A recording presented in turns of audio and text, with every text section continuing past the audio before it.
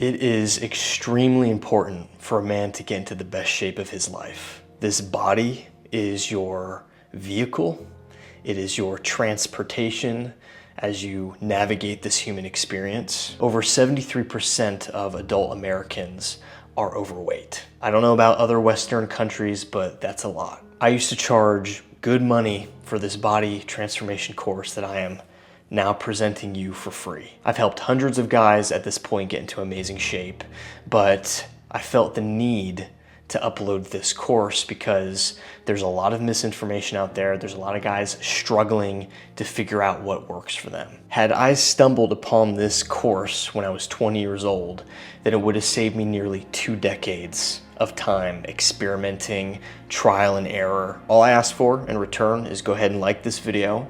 And if while you're watching it, you realize the usefulness and value of it, I would ask that you would share it with one close friend that you think would also benefit from this. When I made this course a year ago, it was my goal to make it as simple and concise as possible. So there's no BS, there's no filler, it just gets straight to the point. There's nothing in this course that is a fad or a trendy technique. It's just going to give you all of the fundamentals and give you a map of how to build a really good physique as a natural. A lot of the information out there when it comes to nutrition and weightlifting protocols, the advice is coming from guys who are either on TRT, some kind of performance enhancing drugs, and the advice that they give out does not work for natural lifters. So if you're trying to figure out how to get that lean sort of movie star physique and do it in a healthy, natural way, then this course is gonna help you with that. Steroids or performance enhancing drugs were never an option for me, especially when I learned that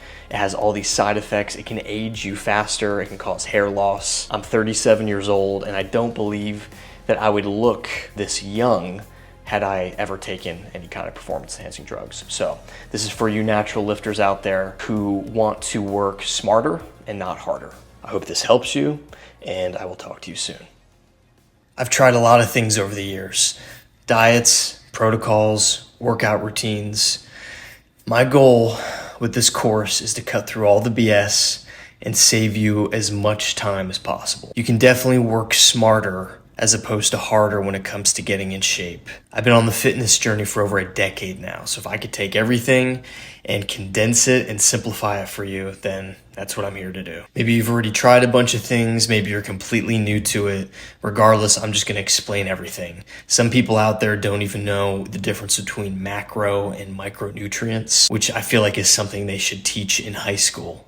But I'm gonna break all of that down here for you. It's crazy to me because most people, at least in America, are overweight, and it seems like they have little to no accurate knowledge about how to take care of this vessel that we've been given. We only have one body, and physical attraction and confidence aside, you wanna have as much longevity as possible. And having a low percentage of body fat and higher muscle mass while dialing in nutrition with macro and micronutrients is crucial in order to do that. The first half of this course is just gonna be on nutrition and diet and different protocols you can use. And the second half is gonna be all about training. I will say that the first half of this course with the nutrition is gonna be a lot more dense because that's the foundation for this whole thing. There are plenty of people who are consistent in the gym for years and years, but they still just look unhealthy because they haven't dialed in their nutrition. By the end of this course, I want you to not only have a deep understanding of the big picture of it all, but also to be able to sustain this lifestyle for the rest of your life. In order for that to happen, then it has to be enjoyable for you. I've been able to stick with it over the years because I've gotten to the point to where I honestly enjoy the whole process. I enjoy all the food that I eat. I enjoy all my workouts. I actually look forward to going to the gym now. You have to reframe your brain for the gym and proper nutrition to be a non-negotiable in your life, and almost view it just like normal hygiene, like taking a shower or brushing your teeth every day. Part of building and maintaining your health and the body that you want, it all comes down to raising the standard that you have for yourself. It becomes really tough, especially in America, because if you're comparing yourself to other people, everybody's overweight, everybody's unhealthy. It's very rare for people to have consistent healthy habits because you can see those people. You look at them and you know just by looking at their body and their vitality that they're a healthy person. There's no amount of money in the world that would be worth having poor health. I would rather be broke with a healthy body, a healthy vessel, than a billionaire who is obese or chronically ill. And I think most people, if they're being honest with themselves, feel that way too. But health aside, whenever we get to the training portion of the course, we're going to be focusing on exercises that build an aesthetic physique for a man. Health is the priority, but we also want to build a body that we feel confident in and that we are visually proud of. I think that's really important for men for our own personal confidence. And that's what this course is all about. What makes an aesthetic physique for men is the shoulder to waist ratio. Every superhero that you see in movies, even if they aren't massive, they have the right proportions that make them just look really good. There's a lot of natural lifters out there that when they have a shirt on, they just look like a normal dude. But then they take their shirt off and they just look amazing. Take me, for example. I literally weigh 165 pounds. I'm a pretty small framed person. I look good in fitted clothes. Whenever I take my shirt off, I look well above average. The key is to have a really solid amount of muscle for your frame and being very lean. Low body fat percentage, high muscle. Nutrition is the key part of that, which is why the first part of this course dealing with diet and nutrition is going to be way more dense. I'm not going to waste your time in this course. I personally have bought courses in the past and they were very helpful, but some of them were like 7 hours long when they could have been 2 or 3 hours long if they cut the unnecessary parts of it. So there's going to be no fluff. I'm just going to get to the good stuff. We're going for all the value while not wasting your time. If you're doing everything correctly, the biggest results that you will see are typically in the first 6 months, especially if you've never lifted before and you've never properly dialed in your nutrition. Getting into great shape is single-handedly the most impactful thing I've ever done for my life. It's carried over into my dating life, the way I approach other goals and endeavors. Throughout my life, a lot of the overarching goals for business and creative goals, I've just used the same framework as I have for health and nutrition and getting in shape. That's why I tell people that this is the foundation. There's going to be a lot of useful information in this course, but the gold is going to be whether or not you can apply and stick to it. The best way to learn any type of skill or competency in life is to make sure that you already have a project going that relates to those things. Like if someone's trying to learn music production, they can spend all their time in tutorial hell, but if they're not actually working on a song while they're learning those things and applying them immediately, then it's not going to help them. So your project is going to be yourself. All of these things that you learn, apply them as soon as you can. I don't want you to start this course unless you are ready to go all in. Otherwise, you're not going to get the value out of this. I want to start with a quick actionable step. I want you to take a shirtless selfie in the mirror. This is going to be your before photo. And I want you to visualize yourself 6 months from now, sticking to this program, doing all these things, doing everything correctly. And I want you to imagine how proud of yourself you're going to be 6 months from now, seeing the massive amount of progress that you've made. The self-confidence and power that this is going to give you to stay on this track, not only in fitness, but in other areas, is going to be life-changing for you. As men, we need this feeling of pride and accomplishment in our life. It's what creates momentum. And I'm convinced that once you have this measurable progress, then you're never going to go back to your old habits. That you'll no longer settle for mediocre health and physical appearance. And this isn't just about your physical appearance, it's about your inner world too. This is going to teach you how to show up for yourself and take care of yourself the way that you've always needed. I'm really excited for you to be on this journey, and I want you to get excited too. I really want you to visualize the progress that you're going to make in the next 6 months. And once we lay out the groundwork, your brain's going to be on autopilot and you're going to be able to stick to this. All right, so we're going to start very simple here. What is bulking and what is cutting? We're going to start simple and we're going to gradually work our way up to more complex topics. So bulking, as you've heard, is eating more food above your maintenance calories. It's being in a surplus to put your body in an optimal environment for muscle building. The problem is a lot of people overdo this. They're like, I'm bulking, and they just eat everything and they end up getting really fat. If you look around the gym, you'll see these guys, you can tell that they're bulking and they don't look healthy. So we're going to go into the ways of how to optimally do this and the details later in the course. And cutting is the opposite. It's learning how to be in a calorie deficit to where you're able to lose body fat. The problem with this is people who are trying to lose weight, oftentimes they'll go really deep into a calorie deficit. They're doing a bunch of cardio. They're not doing the right kind of weight training, and they lose weight, they lose body fat, but then they also lose muscle. And so they don't aesthetically look good. They just kind of look like a smaller version of themselves. And I've seen this time and time again where someone will be overweight and they're losing weight, but then they don't really look good, but they weren't doing the right things to maintain and build the level of muscle while losing body fat. So we're going to go into that in this course. So the question that a lot of people have when they first start out with their fitness and diet is whether to cut or whether to bulk. And I'm going to answer that for you right now. The majority of people, especially in America, they need to cut. There are the rare exceptions who are just genetically very naturally lean because they have they say it's a high metabolism, but really what it is, they have a very high NEAT, N-E-A-T, which stands for non-exercise activity thermogenesis. And that's just a fancy name of basically saying that they fidget a lot. So it's people that seem to like eat and eat, but then they're always like really thin. They're blessed genetically to have a high NEAT, which people are like, oh, it's a high metabolism, kind of the same thing. The problem is most people are in at least a very slight surplus throughout their whole life. So you'll often notice people who in their 20s, they're like fairly lean, and then they get to their 30s and mid 30s and they're just like more overweight, they're bloated, they have a lot of fat and stuff like on their face.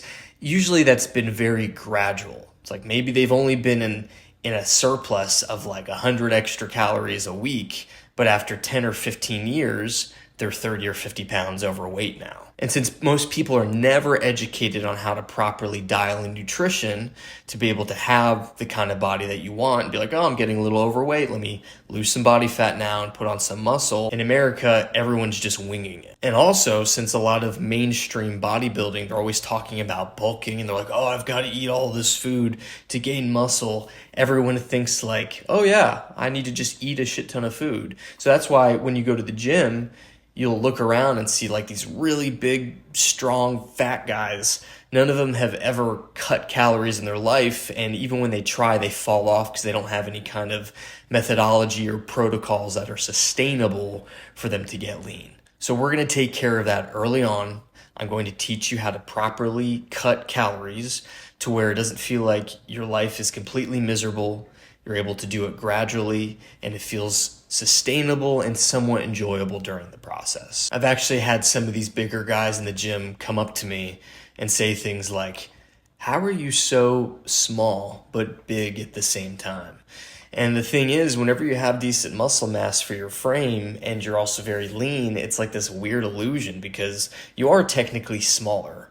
But since you can see all the separation and definition in the muscle that you do have, you just look really good. I will always take aesthetics over a few extra pounds on my lifts. If I have to sacrifice 5 or 10 pounds less than my lifts in order to look aesthetic and feel good in my body and have energy, I would choose that every time. Now, if you are one of those people who's already like extremely lean as is, like you're really skinny, but you can like see your abs, then you might be one of the few that does need to bulk. But there is a way to do it correctly. A lot of hard gainers, once they finally figure out how to bulk for themselves, they also tend to overdo it. Like I have a friend who his whole life, he was very, very lean, and then he discovered certain high calorie foods that he could consume pretty easily, and he got fat really quick. So we're going to be very methodical and intentional with all of this, whether you're cutting or whether you're bulking. That's the beauty of this course. Throughout my whole journey, have taken so many steps backwards, like one step forward, 3 steps backwards while trying all these different things, trying all these different protocols, and it took me a while to figure out what works. So we're just going to cut all the bullshit and I'm going to share everything with you. So in this portion, I want to talk about mindset for losing fat. Some of the things that I wish that I knew and some expectations that I wish I had early on going into my fat loss journey. If you want to lose weight, then your whole life is going to have to change, basically. You have to expect that all of the old habits that haven't been serving you, you're going to have to reframe your mind to view those things differently so you don't want to partake in those practices anymore. Part of that is just educating yourself on nutrition, because once you understand all the differences of the foods and the whys behind it, it gets easier and easier to cut those foods out of your life and replace them with things that not only you enjoy, but are in alignment with your goals. And understand that just because something feels different doesn't mean it's bad. Your brain and your current habits will try and fight tooth and nail against all of this. So I'm going to try to get you to be at least a few steps ahead of your brain. And if you're truly after results and tired of where you've been, then you need to make a decision to just be all in for yourself. This is going to be a profound change. It's not going to be casual. There's super rich billionaires out there who still haven't cultivated the discipline to get the body that they want. The difficulty really doesn't lie in anything extreme, like David Goggins style. It's just learning how to be consistent no matter what. Changing your identity to a person who prioritizes health above every other thing in your life for it to be a non-negotiable for you. A major belief that I had to reframe early on, like 5 years ago, was that it's actually okay to be hungry. You're not gonna die. Like, you can be hungry and choose not to eat. And even though it feels uncomfortable at first, as time goes on, you start to understand that that feeling is actually just what fat loss feels like. And you start to like that feeling because you know you're making progress. Just like when you feel the burn in the gym, and over time you start to like that feeling that exercise gives you. And I understand that food is comfort for a lot of people. Like I've been an emotional eater my whole life. And when things changed for me, it's when I learned how to replace that comfort with other things. Things like taking walks while listening to podcasts, reading, working on a creative project or business. Like, these are all things that give me a sense of comfort now. And if ever I'm dieting, if I immerse myself in those things, it becomes so much more manageable for me. And this is important because in a lot of ways, fat loss is the foundation and cornerstone for delayed gratification. Like, if you can learn how to delay gratification with diet and food, then in other areas it becomes so much easier. I don't think I would have been able to kick my porn habit and other vices if I hadn't gotten a handle on food first. And the reason for that is I think food is one of the most difficult things to get a handle on, because like with hard drugs, for instance, like heroin, it's not like you don't need it to live. You need food to live. So you can't just be like, oh, I'm just gonna take a little bit of heroin. Like, you just have to quit, and be done with it. But with food, it's like it's a part of your life no matter what. So it's something that you more so have to change your habits around it. Even if you have really intense addictions to certain foods, it's like learning how to tame and get control over those addictions while still consuming food. It's a very strange and difficult thing to get a handle on. So I completely empathize, and I've been wherever you are before with food. When you first start dieting, there is going to be an adaptation period.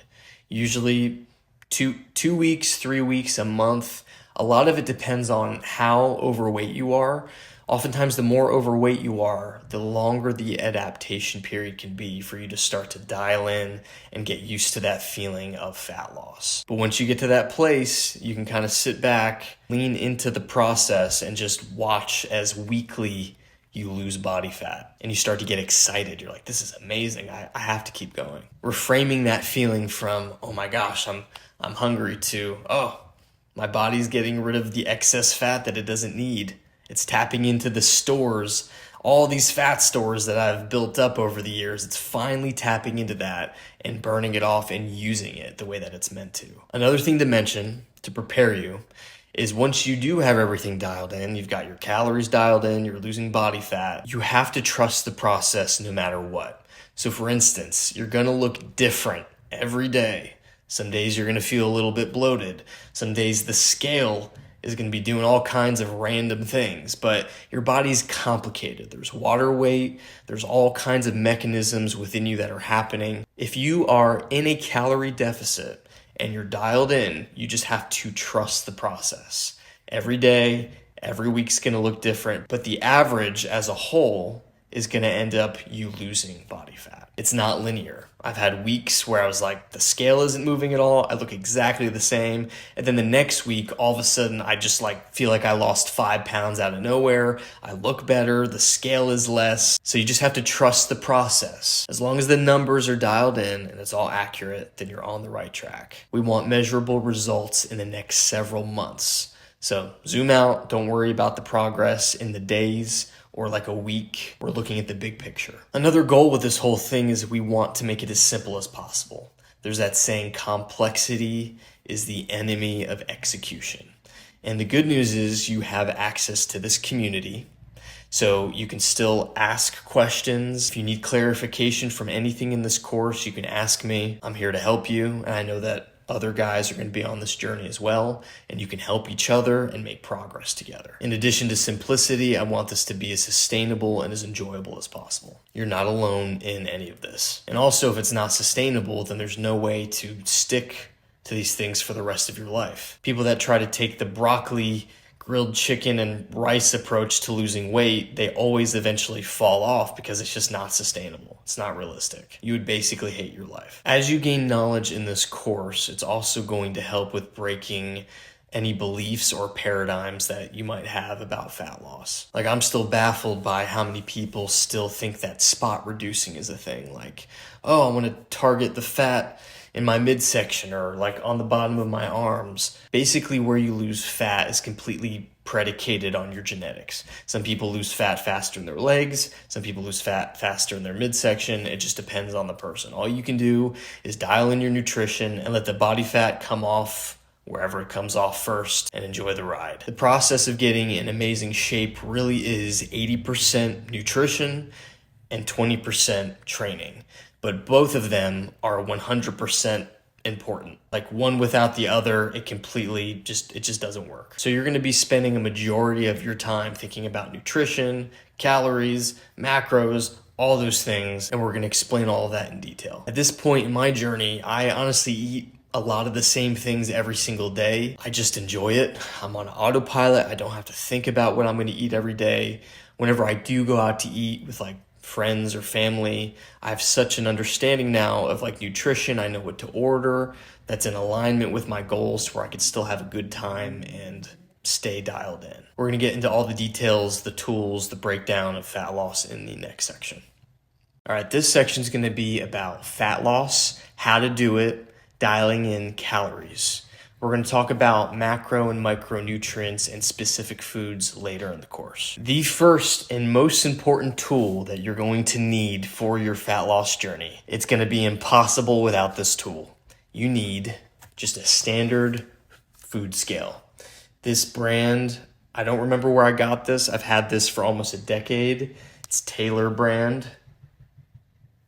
And here in the United States, things are measured in grams. I weigh out every single thing that I eat whenever I'm dieting. Not so much anymore, because once you do this kind of thing for a period of time and you track your calories for however long, you can start to eyeball it and get a ballpark. So I'm not anywhere near as obsessive as I used to be, but that's because I've taken the time to learn how to do these things and understand just by looking at foods what's in them. You're gonna have to start getting into a habit of looking at all nutritional labels and looking at the calorie intake. Fat loss really is just a numbers game of calories. Calories are just a measurement of energy. And when you have excess amounts of energy, then it just gets stored as body fat. It's as simple as that. It's much harder to burn excess calories than it is just to eat less calories. Walking for like 2 hours, for instance, burns around 300 to 500 calories depending on the person. But it can take only 5 minutes to consume 1,000 calories. Like if you get a big muffin at Starbucks, some of those muffins are 1,000 calories, and I know that I can eat one in 5 minutes. I'm amazed at how many fads and weird fat loss tricks people try when they're not even just aware of the fundamentals of being hyper aware of your calorie intake. So now that we have complete calorie awareness, the next thing that we have to do that is absolutely crucial is we have to calculate your maintenance calories. Maintenance calories are just the amount of calories you need to consume to maintain your current weight. A quick ballpark to find this number would be to multiply 15 times your body weight. So I weigh around 167 times 15, it's around 2,500 calories, give or take. Measuring maintenance calories is different for everybody. It depends on your weight, your gender, your height, all of it. I would recommend Googling maintenance calorie calculator, finding like 3 to 5 different maintenance calories, putting in all your information, viewing those numbers across all those calculators, and then averaging that as your maintenance calories. Now, the thing about your maintenance is once you get ballpark numbers like this, you're not really going to know the exact number until you start to measure your calories and apply different things. So for instance, I know my maintenance is around 2,500 calories, but if I start eating 2,500 calories every day, then all of a sudden I'm like, why am I losing weight? Then we know that my maintenance is probably a little bit higher because my NEAT, as we talked about before, my fidgeting or my metabolism is just a little bit faster because of my genetics. It's very difficult to calculate your exact maintenance calories and know what it is. But when you have a ballpark, you at least have a starting point, which is great. I would recommend at first that once you calculate this number, act like it's your maintenance calories, go into the deficit, and measure your progress over the next couple weeks. Our goal is going to be to lose at least 1 pound of body fat per week. So here's how the math of that works. There's exactly 3,500 calories in 1 pound of body fat. So if an individual is in a 500 calorie deficit a week, so my maintenance being 2,500 calories, if I were to eat 2,000 calories a week, 5 times 7, that's 3,500. I would lose 1 pound of body fat per week. Again, fat loss is just a numbers game. Now, if you're fairly overweight or even obese, this is where you can get away with a higher calorie deficit. Typically, you don't want to go too far past 500 calories because for most people, it's not going to be sustainable. Like if you're around 17% body fat, for instance, at that point, you just want to maybe do a 500 calorie deficit and that's it. Because if you go any deeper than that, you risk the chance of losing a little bit of muscle, and you also risk the chance of psychologically not really being able to handle it and like going on a binge or something like that. But if you have a lot of body fat to use, you have a ton of excess fat stores, then you can get away with a much higher calorie deficit. So if you're like 30 or 50 pounds overweight, then you're probably going to do at least 1,000 calorie deficit. This will make it to where you lose 2 pounds a week. And if you do the math, that's about 8 pounds a month. And in 3 months, that's 24 pounds. That's life-changing weight loss. And then after losing the initial 25 or 30 pounds, then you'll want to take your new maintenance calories and maybe do a 500 calorie deficit at that point. So that way it's sustainable for you. Because for example, if someone is around 200 pounds and they're only like 5'7", if you were to times 200 times 15, that's about 3,000 calories for their maintenance. And that's just really high. A person that's 5'7" and 200 pounds eating 3,000 calories, their lean body mass is probably only like 145 pounds if you were to like strip them of all their body fat, 0% body fat. So all that to be said, if you're that overweight, then in the beginning stages for the first few months, we want to go into a higher calorie deficit. Your body is primed and ready to lose fat. Like most people's bodies do not want to have that much stored body fat. And if you're in a 1,000 calorie deficit losing 2 pounds a week, that is very significant. If you Google what a handful of body fat looks like, it's pretty substantial. Again, fat loss will feel uncomfortable. You're not going to be used to it at first. But over time, you're going to start to make that correlation of that uncomfortable feeling just being what fat loss feels like. And you'll be able to lean into it more and more. You've probably had a whole lifetime to slowly gain fat over the years, so you owe it to yourself to finally do a proper cut and lean down to where you feel good. In addition to all of this, a good way to deepen the deficit is to go on regular walks. If you start to shoot for 10 to 15,000 steps a day on top of your deficit, you're going to lose weight just like that. You're going to make a ton of progress really fast. And a quick random side note is that walking, whenever I was trying to quit pornography and PMO and all those things, walking was a huge replacement for me. Whenever I would feel the urge to give into those habits, I would just put on my shoes and I would go outside and take a walk. And then from there, I started getting to a habit of taking my phone calls whenever I walk, listening to podcasts or audiobooks that way. So learn how to incorporate walking into your life. It's going to make this whole process even easier for you. I know that's a good bit of information in a very short amount of time. If you have any questions, refer to the community. You can ask me personally, and we'll clarify anything else that you still have questions about.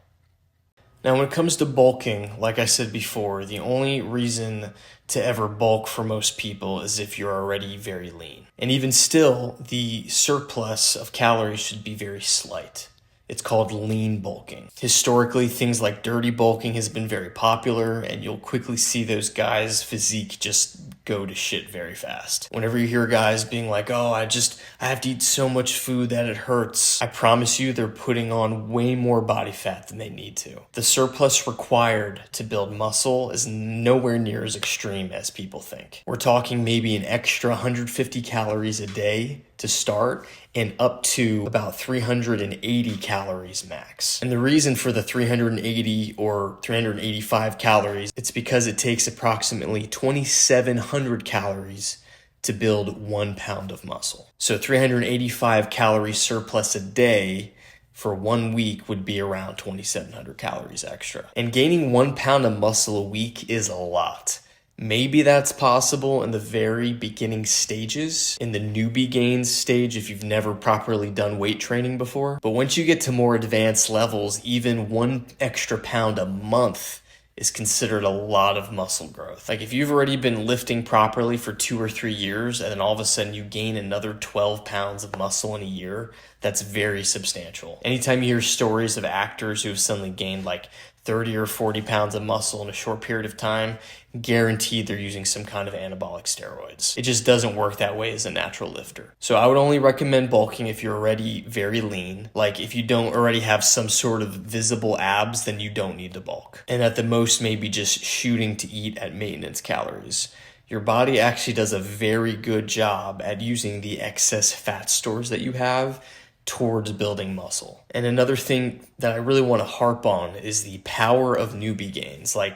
For real, if you've never done any kind of serious weight training, then you can build a very substantial amount of muscle while being in a calorie deficit. And if you're doing both of those things correctly simultaneously, that's why I say within 6 months, the amount of progress you can see is potentially out of this world. If you're in a 500 calorie deficit and you're losing a pound of body fat a week and you're in the gym training properly with your protein and everything dialed in, you're literally going to gain muscle and lose body fat at the same time, and your body will just transform. Now, I am aware that some people do need to put on weight. I'm surprised by the amount of messages that I get where people are like, hey, I'm really, really skinny and I can't seem to gain weight no matter what I do. If you are actually a hard gainer, first of all, congratulations. You are one of the few people who gets to seek out high calorie, low volume foods. This is usually the opposite of what most people need. Most people who are trying to lose weight are seeking out low calorie, high volume foods. So that way they're getting less calorie intake and feeling fuller. You're looking for the opposite. You're looking for foods that are very high in calorie and aren't that filling. Most people consider that to be junk food. Most of the foods that are mostly off limits to us mere mortals, like nut butters, cooking with a whole bunch of oil, soaking things in butter, you get to consume all those foods. And as a hard gainer, once you find the foods that you really enjoy, that are very easy for you to consume and are high calorie, then it's going to be very easy for you to put on weight. And once you find those foods, then I would tell you to be very careful, because I've seen many hard gainers go from really skinny, not able to gain weight, to getting really fat really fast. I had a friend who was a hard gainer, and I looked in his kitchen, and he just naturally gravitated towards lower calorie snacks. Like he was eating celery and popcorn and just getting really full off that and being like, I can't gain weight. And then he discovered how easy it was for him to consume cheesecake. And within a few months, he got really fat. So be careful with the hard gainer thing. I think most hard gainers, they just have weird eating habits and they just naturally don't consume high calorie foods. But once you make that shift, then you can get fat just like the rest of us.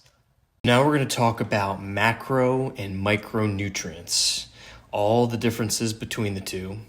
And we're also going to talk about specific foods that are optimal when trying to get a body composition that we're after. The difference between macro and micronutrients. I've been surprised how many people don't really know the differences between these. Micronutrients is essentially vitamins and minerals. It's the vitamins that your body needs for functionality and overall health. There's a lot of bodybuilders out there that have a great physique. They're very lean. They have a lot of muscle, but all they do is eat garbage. You can still get into visually very good appearance while largely ignoring micronutrients. And that's not what we want to do. We want both. We want both health, aesthetics, and overall health to where we feel really good. I actually consume quite a bit of vegetables and some fruits.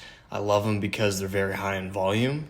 They help with satiation, especially if you're in a calorie deficit. And that's where I get most of my micronutrients. The whole if it fits your macros thing, there is truth to it, but like anything, it's a half truth. We want it to fit into our macros and our calories that we're going to be shooting for. But if you're not getting the proper vitamins and minerals, you're just going to feel off. You'll get sick a lot easier.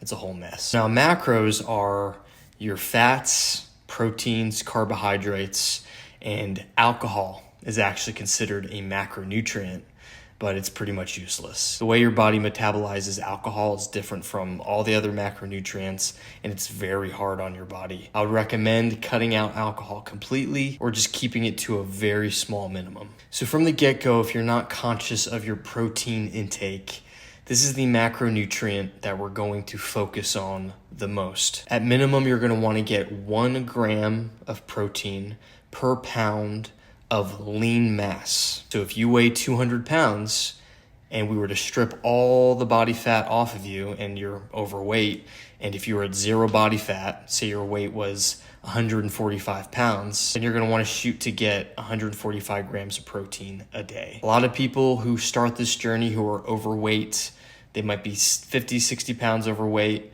and they're trying to get 200 grams of protein a day, and it's not necessary. We want to figure out roughly what your lean mass is, get that amount of protein, and then the rest we want to be able to fill up with carbohydrates and fats. You don't need as much protein as a lot of people think. And even the 1 gram per pound of lean mass, studies have come out that have shown that if you get at least 0.8 grams of protein per pound of lean mass, it's just as good. So we want to obsess over protein a little bit, not in the sense of trying to get as much as possible at all times, but just to dial in that number. And we also don't want to go too far above that number because there's not going to be enough room to fit in fats and carbs within your calories. And you need fats and carbs for optimal health, for optimal performance, and optimal energy for the gym. Getting in the right amount of protein daily really isn't even that hard. I rarely ever even take any protein supplements other than the occasional protein bar. And just from lean meats like chicken and lean beef, salmon, Greek yogurt, egg whites, it's fairly easy to get in your protein. Honestly, if I were to break down all my protein sources, it would just be those. A mixture of lean beef, I usually get the 3%. It's 3% fat and then like 97% protein. Chicken breast, I love Greek yogurt. It's very high in protein. And as far as eggs go, I do consume mostly egg whites. Regular eggs are fine and the fats are healthy, but with the amount of eggs I like to consume, I usually do egg whites. What you can also do is you can have a few eggs and then mix it in with some egg white. So that way the calorie isn't so high.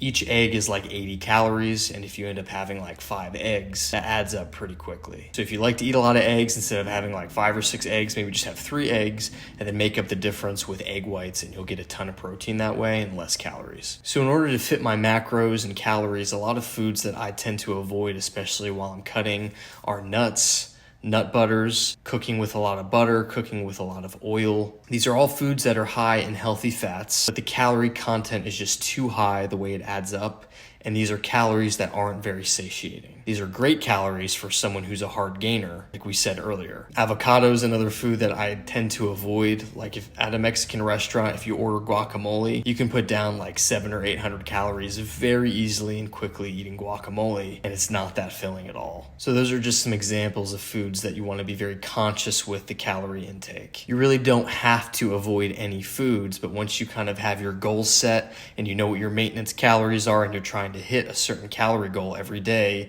and certain protein goal, then naturally you'll start to avoid certain foods that just don't fit for your goals. You're going to tend to want to consume foods that are filling and low calorie. Because if you're eating a bunch of foods that are high calorie and not that filling, then you're going to feel hungry all the time, especially if you're in a deficit. Another important tip is to basically avoid all liquid beverage calories. There's no reason to ever drink a soda. One soda is like 150 to 200 calories. It's delicious, but it doesn't fill you up at all. You might feel full for the moment because of the carbonation, but you're basically wasting your daily budget of calories by drinking that kind of beverage. Same goes with fruit juice. Yes, fruit juice has micronutrients in it, but it's the same concept as soda. You're drinking it, it's adding to your calories and not adding to your satiation at all. A really amazing hack is diet soda. It tastes just like the real thing, and it's 0 calories. You still get that carbonation and that temporary feeling of fullness. The studies that have come out about artificial sweetener being bad for you have all been pretty much debunked at this point. A lot of those studies were from the 80s and are not relevant anymore. Another food I tend to avoid is something like honey, for instance. You can eat a whole massive bowl of strawberries, and it's very filling, very delicious. You feel satisfied afterwards, which equates to the calories of maybe like 2 tablespoons of honey. Again,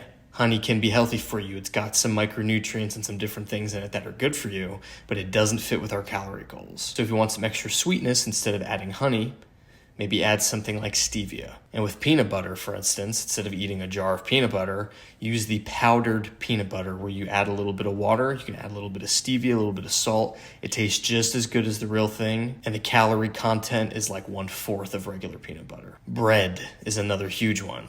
So bread can really add up because a lot of breads are like 100 calories for just one slice. There are bread brands out there that are literally 30 to 45 calories a slice. If you have bread pretty regularly and all you do is simply switch brands to the lower calorie, you're in a 300 calorie deficit right there potentially. Some good bread brands are Sara Lee Delightful brand, the Lewis Keto bread brand. I usually get the Hawaiian bread. It's like 35 calories. It's delicious. And the Loven Fresh Kept bread, you can find that at Aldi, I think. Loven is spelled L''OVEN. That right there is a huge hack. You still get the volume of bread, but a fraction of the calories, and it's still very filling. So for micronutrients, I eat quite a bit of spinach. There's almost no limit to how much spinach you can have, just whatever adds to the volume and is satiating for you. So in the mornings, whenever I make my egg scramble, I usually make it with egg whites. I sometimes put a whole bag of spinach in there, sliced tomato. I season it with garlic powder and whatever else I want. I put some cheese slices in it. There's some low-calorie cheese out there. It's like 40 calories a slice. It's 4 grams of protein. I put a couple slices on there. And then I make that scramble, and I literally put it on 4 slices of that 30-calorie bread. It's a ton of volume, and it makes me feel full for most of the day.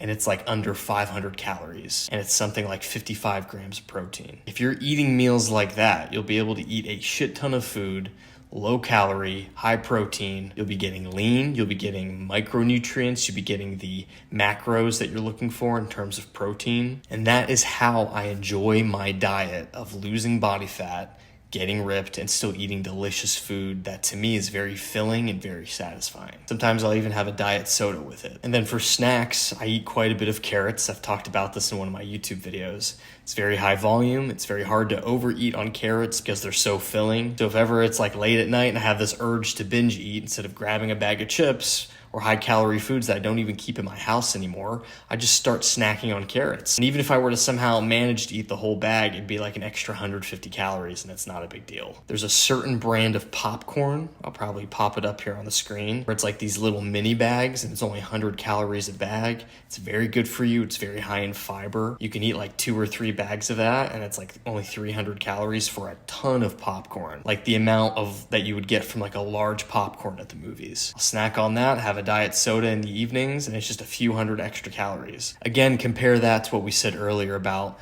how it takes only 5 minutes to eat a 1,000-calorie muffin. A lot of people who aren't calorie conscious, all they eat is very dense, delicious, high calorie, low volume food. So they're in like a high deficit all the time. And that's why in America, you look around and everyone is extremely fat. Strawberries basically have the same kind of volume as carrots. There's almost no limit to how much you can eat. You'll feel so full that you'll not want to keep eating. Potatoes are also extremely filling for how many calories are in it and how filling it is. You'll just want to track your calories on these things, like everything, for quite a long period of time until you just know the calorie content of these foods. Now at this point, I don't really track things as much. I can eyeball it, but I've been doing this for a very long time. It's been part of my lifestyle for years, so I'm not gonna weigh everything on a scale like I have because I've done it for years and years before, so it's easy for me now. There's even a French toast that you can make that's very dense. You just use that low-calorie bread I was telling you about. Instead of using regular eggs, you use egg whites. You add cinnamon, you add stevia for sweetness. And then for the syrup, you can use like the light sugar-free kind of syrup, which is extremely low in calorie. I think regular syrup is like 100 calories for just a little bit. And this is like a fraction of that. It's like 5 calories. You can make a few pieces of French toast, cut up some strawberries, a little bit of banana, and then you have this stack of French toast that's like maybe 400 or 500 calories versus the 1,500 calorie French toast that you would order at a restaurant. Getting into this frame of eating high volume, low calorie foods that you enjoy, that fit your macros, will change your life and will change your body composition. And then the high protein also supports muscle building in the gym. So it's a win-win situation. We're not trying to do the grilled chicken, broccoli, and rice lifestyle and hate our lives. We want to enjoy the process. And now I want to explain just a couple nutritional protocols that have really helped me and really changed my life. I'm going to try to break them down a little bit. So the first one is intermittent fasting. And this changed my whole outlook early on. I wasn't aware of being calorie conscious and all those things. I initially went into intermittent fasting because there was all these kind of like pseudo studies that were like, oh, it increases your testosterone and your human growth hormone and all these magical things, autophagy, and it makes you like a superhuman. And it was kind of like my intro into like biohacking. I later learned that a lot of those magical things aren't really true. But what is true is you do have more cognitive focus during the day. So if you have very specific goals that require a lot of focus, you can get into intermittent fasting, tap into that. Whenever your body has that sense of hunger, from an evolutionary standpoint, you have more focus because your body goes into survival mode a little bit. And it's like, okay, we need to focus. We need to go out and hunt an animal so we can feed ourselves, and you can take advantage of that focus. Another thing too is if I'm in a season where I'm eating more junk food, as in foods that are higher in calorie but lower in volume and satiation, like if I know in the evenings I'm going to be going out to eat at restaurants where restaurants, they don't care about your macros, they don't care about your calories, they're only concerned with being delicious, they don't care how high calorie the foods are. Something like intermittent fasting really comes in handy. I got to a point where I was pretty much eating one meal a day. At night, I would eat like a massive burger with some fries and a protein bar and all this stuff. And by the end of it, I was so full, I would just kind of chill for a couple hours and then go to bed.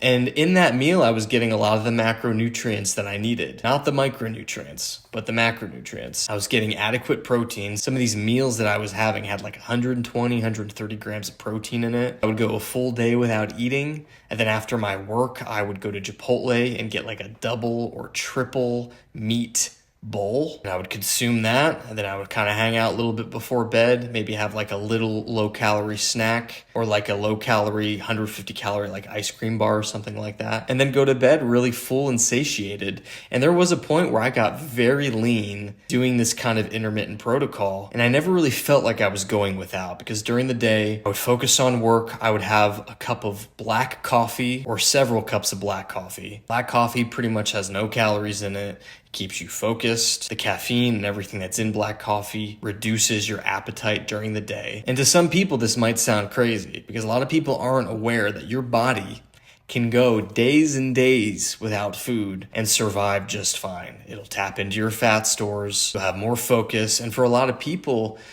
the reason why fasting is such a spiritual exercise is it just brings you to a really unique place where that increased focus makes you aware of different parts of your consciousness. And you're not only starving your body, but you're kind of like starving your ego to an extent. So all that being said, intermittent fasting is a really great protocol, especially if you're in a season of productivity. And what I would recommend doing if you want to try intermittent fasting, there's different levels to it. Some people will start out doing like a 16-hour fast with an 8-hour eating window, where basically you still want to track all your calories. If you're someone like me who has a really high appetite, if I have an 8-hour feeding window, I still need to track my calories. But when I'm doing this, I don't really have to focus quite as much on high volume, low calorie foods. I can break it down basically to where I'll wake up, I'll work for a couple hours, have some black coffee, and then I'll break my fast with like a protein bar and like a piece of fruit. So it ends up being like maybe 300, 400 calories. Then I'll save the rest of my calories for my big evening meal. So I might go out and go to Chipotle, get like a double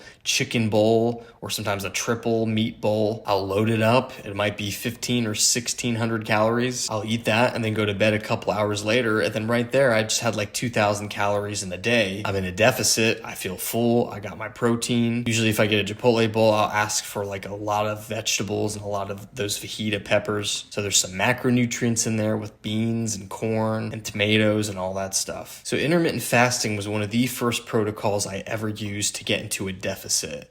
To keep things simple, I didn't have to overcomplicate it. Since I wasn't eating a ton of food throughout the day, it was less stuff that I needed to track, because I was still at that stage where I was like weighing everything and kind of tracking it meticulously. And I knew the ballpark of the calories for the Chipotle, and I knew exactly what was in the protein bar and the fruit, so there wasn't much of that I had to track. It was kind of just on autopilot. For some people, depending on the stage of life you're in, this kind of protocol works great. And that brings me back to the second protocol, and that's simply the low-calorie, high-volume food thing that I mentioned before. Whenever I'm doing this protocol, I wake up in the morning. Sometimes I still fast for maybe the first couple hours, have some black coffee, but I won't fast for too long. I'll make myself a big breakfast with egg whites and that low-calorie bread. I'll cook up a bunch of spinach and tomatoes and vegetables to get micronutrients. I'll eat that. I'll be extremely full. I'll go about my day, keep working, doing my thing. And then midday, I might have a snack. I might get some canned chicken or canned tuna, eat it with some like low calorie popcorn, maybe some carrots, maybe some fruit. And then I'm pretty full. That's only another like 300, 400 calories or so. And then come dinner time, I might cut up some potatoes, some lean beef. I'll season it how I want. It's quite a good volume of food. And I make this aioli that I like to dip my potatoes in, and I make it with Greek yogurt. Greek yogurt is a great substitute for a lot of things. You can even use it as like a sour cream substitute that's high in protein if you want to. But I'll make like this aioli with Greek yogurt, mix it up with some ketchup, some sweetness, some salt. I'll put some garlic in it, like a touch of mustard, and I'll stir it up, and it tastes like some kind of aioli dip from a restaurant or something. And it's very high in protein, very low calorie. I dip my potatoes in it, and I feel like I'm eating like this massive feast. And then when all is said and done, by the end of the evening, I'll track my calories. And if I'm in a deficit, oftentimes it's like 2,000 calories, 2,100 calories for the whole day. And I don't feel like I'm starving myself. I feel full, I'm hitting my protein, and it's amazing. I can expand even more on some of these things. If you have any other questions, let me know in the community. And I'm honestly not really the best cook, so it's like I can give you the recipes, but I've learned to just like not be that picky. I just season it how I want with the salt ratio and some garlic and different seasoning, and I really enjoy it. You're gonna have to find find your own variation of these things, of high volume, low calorie foods that you really enjoy that fit your individual preferences. So you might have to do some exploring. You could try some of these things that I'm telling you, maybe mix it with some other foods that you discover that are low in calorie and high in volume that fits your tastes. One thing too, whenever I go out to restaurants, I order for higher volume things. So if I get a big steak, for instance, I know it's going to be higher calorie than usual because of how they season it. It's probably going to be a higher fat steak. And instead of getting fries, I'll just load up on broccoli. I actually really like broccoli. It's high in volume. And depending on the restaurant, sometimes I'll just ask them not to cook it with a ton of butter because butter can add like an extra 200-300 calories. So I'll just ask for plain broccoli. I'll salt it up. I'll put some pepper on it, eat it with my steak. I feel really satisfied afterwards. And then if I want something sweet later, I buy these ice cream bars that are like 100 or 150 calories, and they're delicious. I'll eat that with maybe a little bit of popcorn. It's nice to have like an evening snack. It's not that high in calorie. I make sure it's in alignment with my calorie goals. And here I am just like getting ripped, eating foods that I enjoy. And then if you're a hard gainer, then you can reverse engineer these things. All these foods that we're avoiding to keep it low calorie, you can just really lean into. Lean into all the high fat foods and things that I'm talking about avoiding. You can cook with a shit ton of butter and get away with it. You're adding in calories. You can cook with as much oil as you want. You can eat an entire bag of pistachios. And I'll give you that warning. I know a lot of hard gainers that once they started doing this, they go overboard and they actually start getting fat. So even as a hard gainer, track your calories, because once you find the high calorie, low volume foods that you enjoy, it's easy to overdo it, and then you can flip the switch and suddenly go from being skinny and not being able to add weight to becoming fat like everybody else. So tread lightly even as a hard gainer. I know that might sound impossible to you right now, especially if you're one of those people that's like, I've gone my whole life and I haven't been able to gain weight. But if you're eating these foods, it's like impossible not to. I can eat a whole bag of pistachios in 15 minutes and it's 2,000 calories. My maintenance is like 2,500 calories. You can eat a bag of pistachios in the morning and then a bag of pistachios at night, and you're getting 4,000 calories. 4,000 calories is the maintenance for like most obese people. And I promise you, if you eat that much, you're going to gain weight. So find the sweet spot as a hard gainer. And if you weirdly struggle with that, you can take shots of coconut oil. One shot of coconut oil is like a casual 400 or 500 calories. So as a hard gainer, you can figure it out, I promise. So now we're going to get into the weight training portion of the course. And this section of the course is going to be a lot simpler than the earlier parts, because once you have your nutrition dialed in, the weight training is pretty straightforward. But we do want consistency. I see a lot of people in the gym who are consistent. They're there every day. They've been consistent for years, but they still look like crap. A big part of that is because of the nutrition. They know nothing about that and they haven't dialed that in at all. But then another part is when they're in the gym, they're not really pushing themselves. And when I say pushing themselves, I don't mean like David Goggins just going as hard as you can until you feel like you have to throw up on yourself. I mean pushing yourself hard within sets intentionally to push your strength every single week. So I'm going to give you my personal workout routine. This is the routine that I have done for years. I haven't deviated. It's something that I have found that I enjoy. It's sustainable. And once you have this routine down, if you really want to, you can make some adjustments. But I have a feeling you won't need to or want to. I would say give this routine at least a solid 6 months before trying to tweak anything. The first and most important part is you need to go to the gym at least 3 days a week, no matter what. This needs to become a new non-negotiable for you. Like we said earlier, like your nutrition and diet, like brushing your teeth every day, like showering. This needs to become like a part of your weekly hygiene. This is a part of your life now. You work out 3 days a week with at least 1 day of rest in between, no matter what. I find that if I miss these days, I start to feel out of alignment in other areas, emotionally, mentally, and even spiritually, because I'm not showing up for myself. I mean, I stick to this no matter what. Even when my kid was born, I remember my ex-wife was pissed off at me because I was like, it's gym day, I have to go. Because I knew by showing up for myself, I'm a better version of myself for the people around me and those that I love. Keeping the promises to yourself is so much more important than a lot of people realize. It's the foundation for everything else in your life, and it's the only way to get to a point where you truly trust yourself. So make this a non-negotiable and stick to it. And technically you're going to work out 7 days a week, because on your off days, I want you to get into a habit of walking. Walking can be very helpful because it can also replace certain vices that you might have. There was a point where I was looking at pornography for like 2 hours a day, trying to find the perfect video. It was a part of my nightly routine. That doesn't exist anymore. Now I go on walks, I listen to podcasts. Whenever I make my phone calls with friends or family or clients, I take that call on a walk. You want to shoot for at least 10 to 15,000 steps a day. You can get a tracker, like a watch tracker. I honestly, at this point, I just put my iPhone in my pocket because that tracks my steps. And I know that if I hit around 11 or 12,000 steps, there's at least a few thousand steps unaccounted for from when I didn't have my phone with me. The most important part about weight training in the gym is the concept of progressive overload. So I'm going to try to explain that as simply as possible. Say you go to the gym and you're only able to curl 10 pounds for 10 reps. And that's very difficult for you. You're almost at failure by the time you hit your 10th rep. And you're being honest with yourself. You're not being lazy. You're pushing through the pain, and you know that by the time you get to 10 reps, that 10 pounds is really difficult for you. And say that's an exercise that you do on Monday. You only need to do that exercise one time a week because you're going to go to the gym again the day after the next, but you're going to do different exercises in different muscle groups. By the time the next Monday rolls around, it's been 1 week since you've done those curls. And now you're going to take that 10 pounds and move it up to maybe 12 and a half pounds. And you're going to do everything in your power to get 10 reps. And if you do that successfully, you just made some gains. And if you're not able to get that 10 times and you only get it 9 times, then you know to stick to that weight.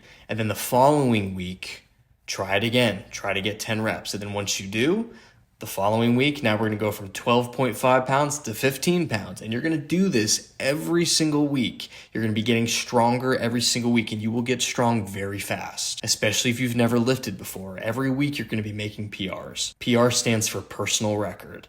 So when you're first starting out, you're going to get used to making PRs every single week, and it's going to be fun for you. Part of this too is you'll be getting strong really fast. Not all of it's going to be muscle, but your body's going to be adapting to the stabilization that you need, your joints, the movements. So it's a mixture of your body getting used to the movements, and you will also be building muscle very fast because you've never done this before. Another thing I want to mention, when you first start lifting weights, you're going to be very sore. It's going to be very painful. You're going to be like, why the fuck would anybody do this for their whole life?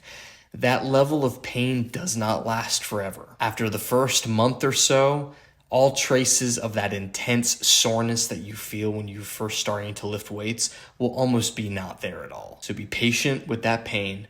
Push through it. It's almost a waste to feel that pain and not get on the other side of it because you really only need to feel that degree of pain one time in your life whenever you're breaking that newbie season that you're in. And during this season as well, you want to be very cognizant on form. If you feel awkward and you're not sure if you're doing it right, feel free to just set up your phone, pull up your camera app, and film yourself. Compare your movements to other people that you see on YouTube or other references. Because you want to get your form right early on, because as you get stronger, you don't want to have to recorrect your form later down the road once you're used to doing it a certain way. So we're focusing on progressive overload, getting a little bit stronger every week, getting those stabilizer muscles and getting used to the movements, and we're focusing on form. And once you have the form locked in, you're locked in for the rest of your life. The movement will feel as natural to you as walking. So next we're going to get into the exact exercises and routines that I do every single week.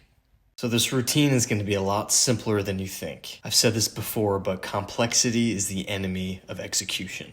So we want you to be able to execute very easily. So I work out Monday, Wednesday, and Friday. Sometimes I work out Monday, Wednesday, and Saturday if I want to be at the gym where it's not as crowded or I have a conflicting schedule, but I still do 3 times a week no matter what, and I never have more than 2 rest days consecutively. I want you to type the name of these exercises in YouTube, study them, film yourself, make sure you have the form down. So on Mondays, it's my favorite day. I literally only do 3 exercises. I start with incline dumbbell press. You'll notice that I only do dumbbells. I don't do anything with barbell because I don't want to have to rely on other people to spot me if I want to push myself and do heavier weight. With dumbbells, even if you go to failure and you get stuck in a rep, you can just bring it down, put it on your knees, get it back up, and there's no risk of injury or dropping the weight on your neck or chest. So dumbbell allows me to be self-sufficient no matter what. So on Mondays, I start off with dumbbell incline press, and I only do 3 main sets, very heavy sets to failure. I do something called reverse pyramid training. What that means is my heaviest set is my first set, and my lightest set is my third set. So I start off really heavy and I gradually lower the weight. Now, before I do my heaviest set as a 36-year-old, I have to warm up. I have to allow my joints, muscles, and ligaments to warm up before I'm lifting really heavy weight. So for example, my first heavy set, I've worked my way up to 95-pound dumbbells for about 6 to 8 reps. It depends on the day. As a natural lifter, depending on how much sleep you've had, your lifts will change day to day as you get to more advanced levels. So my first heavy set is 95-pound dumbbells, 6 to 8 reps, very close to failure, where I can barely get that last rep. And when I warm up, I'll usually do about half that amount of weight. I usually warm up with like 50 pounds. I'll just do it nice and slow. I'll do it 10 to 12 times to where it feels good. Put that weight down. I'll wait a couple minutes. Then I do another warm-up set. I usually grab 70s.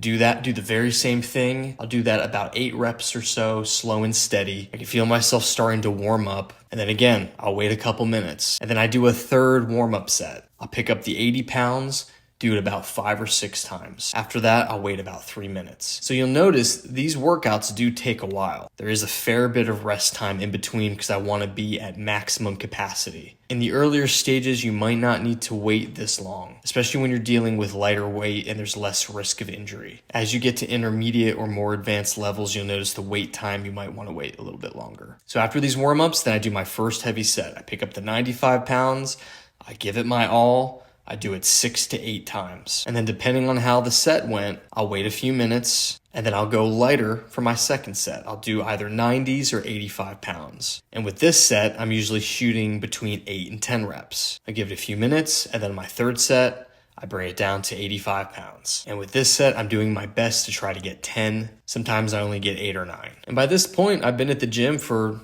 maybe 25 or 30 minutes, and this is just one exercise. But I've found that working on my upper chest, it also hits your shoulders a little bit. And for aesthetics, we're focusing on the muscle groups that make men's bodies look aesthetic. Next exercise that I do is standing dumbbell curls. It's not as crucial to warm up as much, but I do warm up for these as well. Sometimes in between sets of my incline press, I'm taking pretty light weight and just sort of warming up with standing dumbbell curls just to get my joints ready. Again, I'm in my mid-30s. I used to not have to do this as much when I was in my 20s. I usually do 4 sets of dumbbell curls.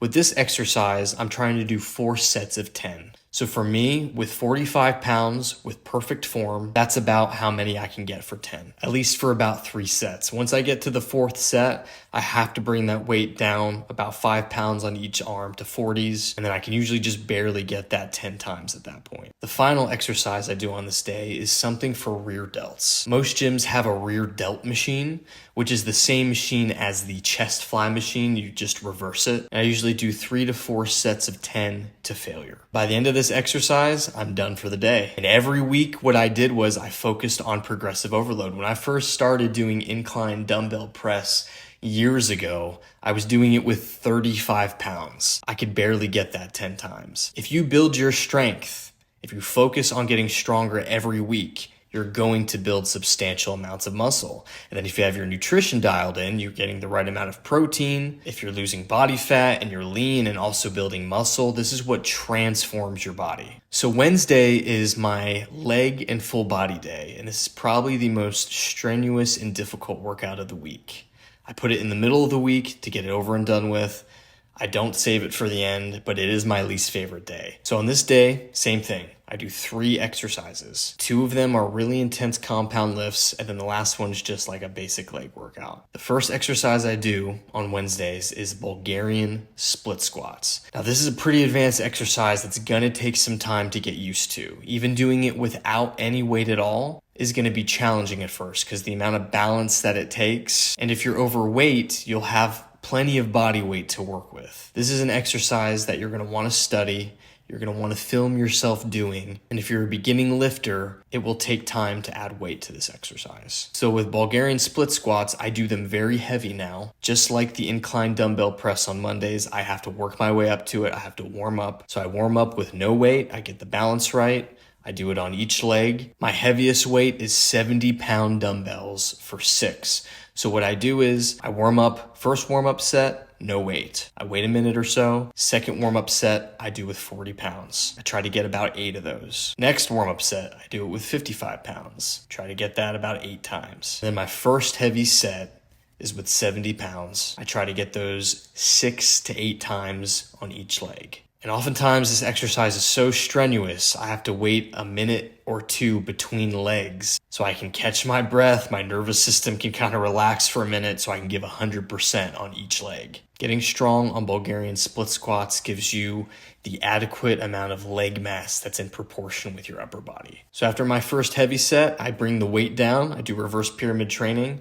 And depending on the day, I'll usually bring it down to at least 60 pounds, sometimes 55 pounds, depending on how intense that set was, because I do still need more energy for the rest of my workout. I'll usually shoot for about 8 reps on each leg for the second set. And then for my third set, I do the same thing. I bring it down a little bit. Usually I'll just take it from 55 down to 50 pounds. That just feels significantly lighter to me for some reason. Do a set on each leg, catch my breath, and then I'll move on to the next exercise. So after this first exercise, you already feel like you've gotten like a full body workout. It's pretty exhausting. It's not for the faint of heart. Do what you need to recover and regain your strength for the next exercise. Sometimes I'll take a couple laps around the gym. I'll set a timer for a few minutes. And the next exercise is equally as strenuous, but it's very different. It's an exercise called the one-arm dumbbell snatch. It's essentially where you have a weight on the ground and you take the weight from the ground, you use your legs, use your whole body to get it up over your head. It's essentially a one-armed version of a clean and jerk. I warm up with this. The heavy weight that I do is 85 or 90 pounds with one dumbbell. So I'll usually warm up with 50 pounds and then 70 or 75 pounds. Then my first heavy set is either 85 or 90 pounds. And with this exercise, I shoot for 10 reps with each arm. There are days where after this first set, which takes time because I'm like gasping in between lifting this heavy weight over my head, where I have to listen to my body. And I know that if I do another set, that I might throw up on myself. And in these instances, one set is enough. This is a warrior exercise. It is very difficult. And if you're giving 110%, even if you only get one set in, you're fucking killing it. But if I get through one set and I still have more gas in the tank, I'll go from like 90 pounds to 80 pounds or 75, and I'll just hammer those out. This is another exercise where it's very important to get the form right. Historically, whenever I've been lazy on the form, I've hurt my lower back. So you just have to be very cognizant, and you're going to gradually build up to heavy weight. Like I wasn't lifting 90 or 95 pounds over my head with one arm in the first year of lifting. It took several years to get to that point. So just find the weight that's challenging for you. So after this exercise, there's one more exercise, but it's very easy. I just do calf raises. I do one calf raise exercise a week. I do 4 solid sets. And with this particular one, I don't do reverse pyramid training. I just do standard pyramid training. I don't really need to warm this up at this point. I just find a weight that's somewhat challenging for 10 reps, and then I build that weight. I do it nice and slow and steady. I hold it at the top. A lot of guys on calf raise machines, they just kind of do this weird bounce thing, and you're not really doing much with that. So do it slow and steady, hold it at the top, let it down, 4 solid sets of calf raises. I've done this for years and it allows my calves to be in proportion with the rest of my legs. And the third and final workout, I either do on Friday or Saturday. This is one of my favorite days. I usually do 3 exercises with a 4th one that's optional depending on how much time that I have. And those exercises are pull-ups. That's the first exercise I always start with. I'm at a point now where I do weighted pull-ups. I add weight, and it's the idea of low volume, heavy weight like I've done with all these other exercises. But pull-ups are challenging for a lot of people. If you're overweight or you've never really done pull-ups, then you're going to want to use the machine that assists you. Find that sweet spot to where you can barely get 10 and try to get 4 sets of that.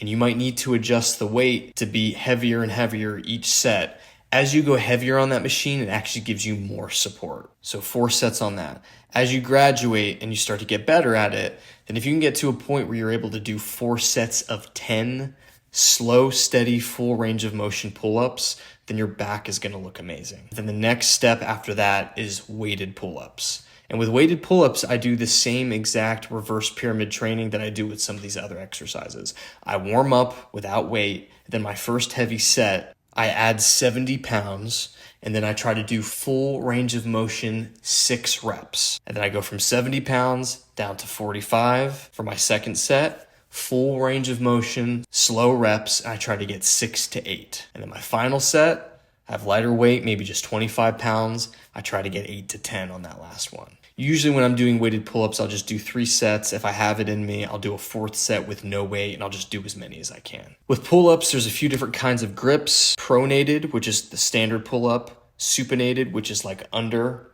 And the neutral grip, which is like this. I usually switch up that grip every few months, especially if I plateau. So start with the one that's most comfortable for you, and in a few months, switch up the grips. That can usually help you break a plateau. The second exercise, I do overhead dumbbell press, and I treat that just like I do incline dumbbell press. I do the warm-ups, and then I do my first heavy set.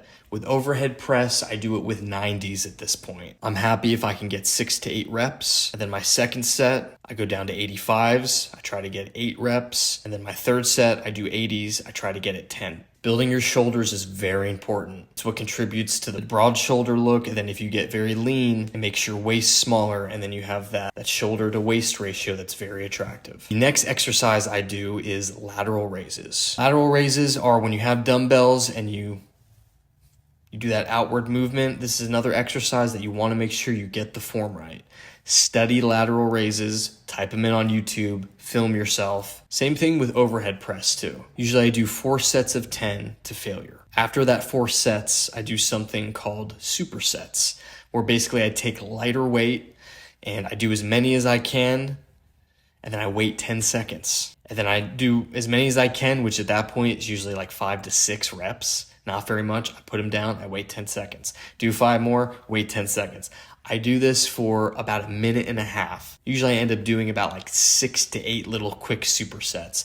This really burns my shoulders. It gets the blood flowing to it. This part of your shoulder is kind of tough to build. And I found that these supersets at the end have really helped me build my shoulders on the outside to give you that shoulder width. Very important exercise to get good at. And then the final exercise I do on this day, if I have time, I do a final leg machine exercise. Usually I'll just do some heavy leg extensions. I'll warm up and I'll do about 3 sets. First set being the heaviest, and then doing the reverse pyramid training and going down, trying to get at least 10 reps to failure on each set. I really feel the burn in my legs at this point. I just like to hit my legs more than just once a week. And leg extensions do a really good job at building your quads, which is an aesthetic part of your leg. And this is all that I do every single week. If you just narrow down focus on these exercises and get stronger and stronger every week for the next 6 months, the next year, the next several years, you have your nutrition dialed in and you learn how to get to a low body fat percentage, you're going to look incredible.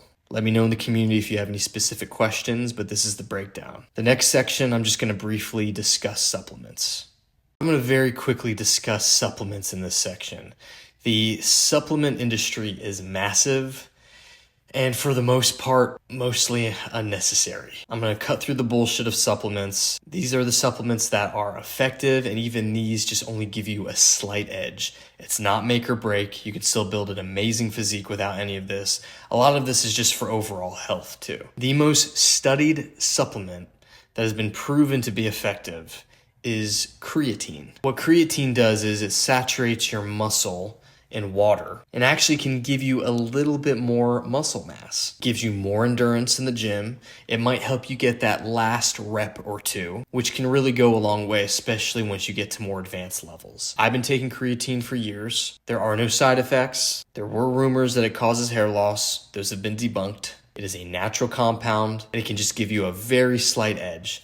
I personally enjoy it. I notice that I do look a little bit slightly deflated when I'm not taking it. It's something that I only probably notice and other people don't. I'm not really including protein as a supplement because that's just actual food. It's just a pure macronutrient. And as we discussed before, getting your protein intake is fairly easy, so you don't have to take protein powders.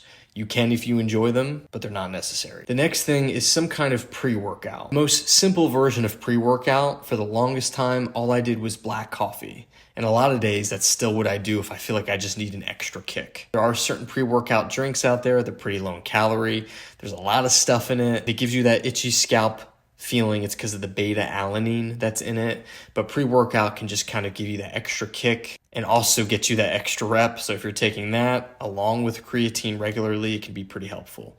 One thing I forgot to mention too is creatine is something that can take days and days to saturate. So you're going to have to take a lot of it at first. They call it stacking. Usually the dose is about 5 grams, but if you take it 5 grams twice a day for about a week, then you fully saturate your muscles very quick.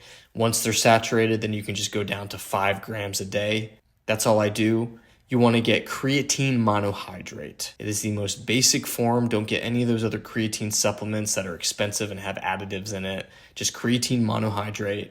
5 grams a day, keep it simple. You can take 5 grams a day for the rest of your life if you want to. That's personally what I do. And then the rest of the supplements I'm going to mention are just vitamins. I take 50 milligrams of zinc a day, which is really good for your immune system, overall health function. It's really good for men and keeping healthy testosterone. The thing with zinc, I have found personally, 50 milligrams is quite a bit. So I actually have to take the 50 milligram pill and cut it in half. Take the first half in the morning, the second half at night. If I take all of it at once, I've noticed that I get nausea. And it really kind of fucks with me for 15 minutes. I feel like I might throw up on myself. I've learned that if I cut the pill in half and do about 25 milligrams first part of the day, then the other half with dinner, then I'm good. I always take it with food. Zinc is pretty potent. And the next vitamin I take, which really is actually even considered a hormone technically, is vitamin D. I take 5,000 IUs of vitamin D a day. Also really good for your immune system, also great for your overall health as a man. The next vitamin I take, magnesium. Usually I take it at night. It can help you sleep. I take 250 milligrams of magnesium a day. And then the final vitamin, which has kind of become optional for me, is some kind of fish oil. I usually consume salmon about twice a week, so I'm really getting a lot of that fish oil from that. But fish oil is very good for your joints and your tendons. There's studies that have come out that have even said it's good for your brain health. And that's really it for supplements. I keep it simple. You don't have to overcomplicate supplements at all. There's a lot of companies out there. They're just trying to make money, lots of flashy branding. You can just ignore all of that. This course could have been way longer, but I really wanted to avoid any kind of filler or fluff. And I basically just wanted to talk to you and give you advice the way I would my best friend who I'm trying to help. Or if I had a client one-on-one who I was trying to get into shape and help change your mindset and keep things as simple as possible. If you do these things and make all of these things a part of your lifestyle, you will get in incredible shape. You'll get in better shape than 95% people in this world. It's a long game. Stick with it. As you make little progress and hit little goals, you'll get those feelings of dopamine and you'll start to get addicted to the progress and you'll stick with it for the rest of your life. My mental health suffers greatly when I get off track because your body is the foundation for everything. It's your vessel. You want this vessel to be very healthy. You want it to look good and you want to feel confident in your own skin. So I know you can do this. Stick with this. Let me know in the community if you have any questions or need any extra support. So that's it. That's the whole course. Congratulations to you for having the attention span to watch this whole thing. I give you my word that if you apply these principles and you are consistent, then you will get results faster than you think. One little bonus I want to add for those who watch the whole course.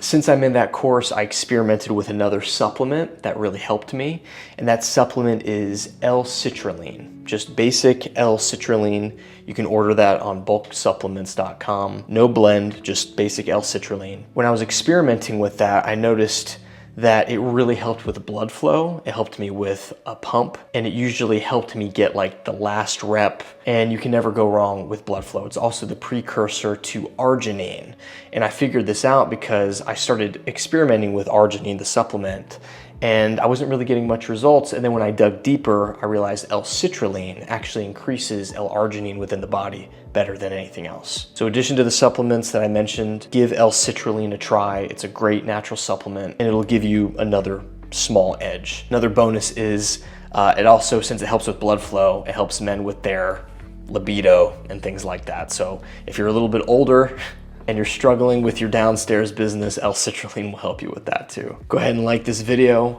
I'm proud of you for sticking with me till the end. You are loved, you matter, and you've barely scratched the surface of what you're capable of. I'll talk to you soon.